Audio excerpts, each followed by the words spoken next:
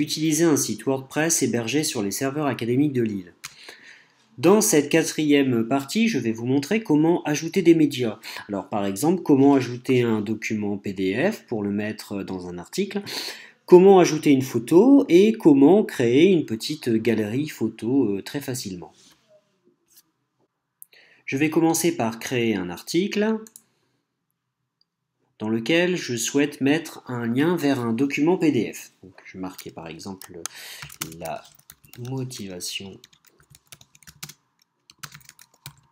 à l'école. Hop, voici un document intéressant. Et là, je veux insérer un lien vers un fichier PDF. Alors, si ce fichier est sur mon ordinateur, je vais cliquer sur « Ajouter un média ». Et ensuite, je vais sélectionner, en cliquant sur le bouton, sélectionner des fichiers. Et là, je vais aller chercher dans mon ordinateur le fameux fichier qui m'intéresse. Donc par exemple, ce fichier PDF. Je clique choisir. Hop, j'ai une barre de progression. Ça y est, il a été envoyé. Je n'ai plus qu'à cliquer sur insérer dans l'article. Et là, il va créer un lien cliquable. Je vais publier mon article. Alors, je vais mettre une catégorie. Voilà.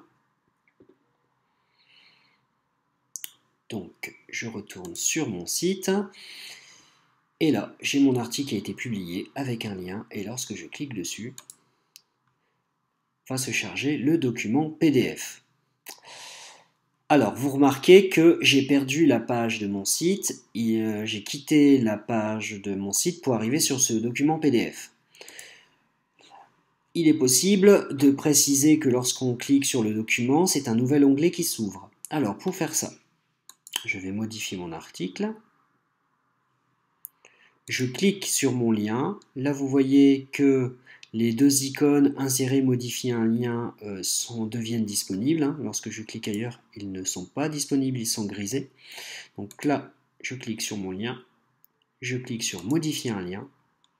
Et là, je vais cocher la case ouvrir le lien dans une nouvelle fenêtre, un nouvel onglet. Je clique sur mettre à jour. Je mets à jour mon article. Et là maintenant, lorsque je vais cliquer sur mon lien, un nouvel onglet s'ouvre avec mon document, mais je suis toujours sur mon site. J'ai deux onglets.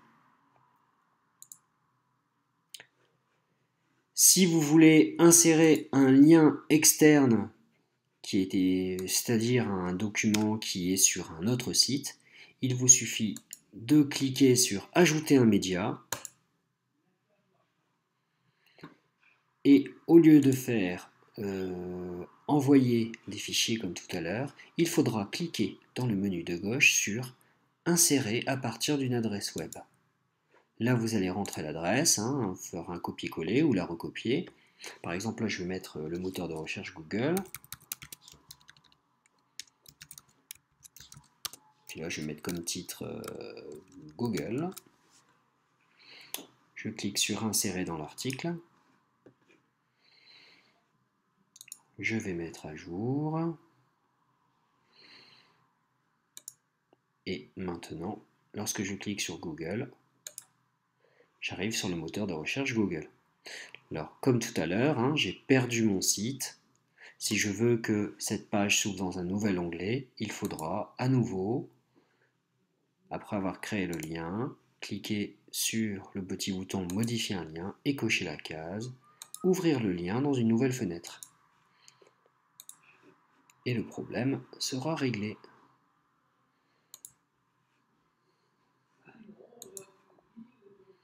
Voilà, j'ai mon moteur de recherche et j'ai toujours la page de mon site qui est accessible. Alors pour insérer une image, c'est exactement le même principe. Créer article.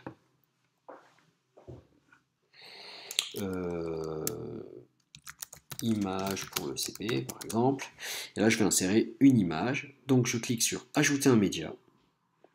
Je vais aller sélectionner les fichiers sur mon ordinateur. Donc, par exemple brosse. Alors je peux en sélectionner plusieurs à la fois. Par exemple, là, je vais en envoyer 3 d'un seul coup. Je les sélectionne. Je clique sur choisir. Et hop, les 3 se chargent. Vous voyez que les 3 fichiers sont cochés. Donc si je clique sur insérer dans l'article, j'aurai mes 3 images. Si je désélectionne la brosse, je n'aurai que ces deux-là. Sur le côté, pour chaque image, j'ai la possibilité de lui mettre une légende. Alors je vais mettre une légende pour le hérisson et pas pour la chemise. Comme ça, vous verrez la différence. Il est joli. Voilà. Bon, ça j'en parle pas. Ces textes alternatifs, c'est si jamais l'image ne s'affiche pas. Enfin bref. Vous avez des possibilités d'alignement. Donc là, par exemple, je veux que mon image soit centrée. Et enfin, je peux choisir la taille de l'image. Par exemple, elle sera moyenne, ou alors la taille originale du fichier, ou en miniature. Donc là, je vais laisser moyenne.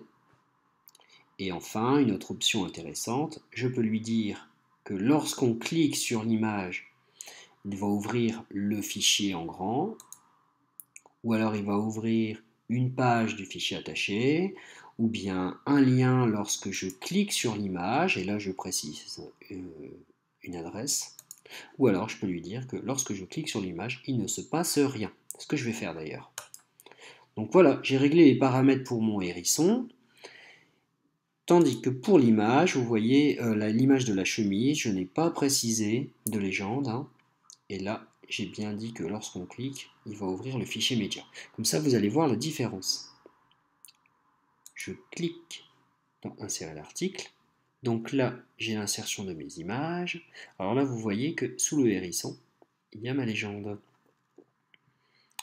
Si jamais je clique sur l'image, je peux la redimensionner pour qu'elle corresponde à la mise en page que je souhaite, hein, qui m'intéresse. Voilà. Par exemple, je vais les mettre comme ça. Je vais faire publier.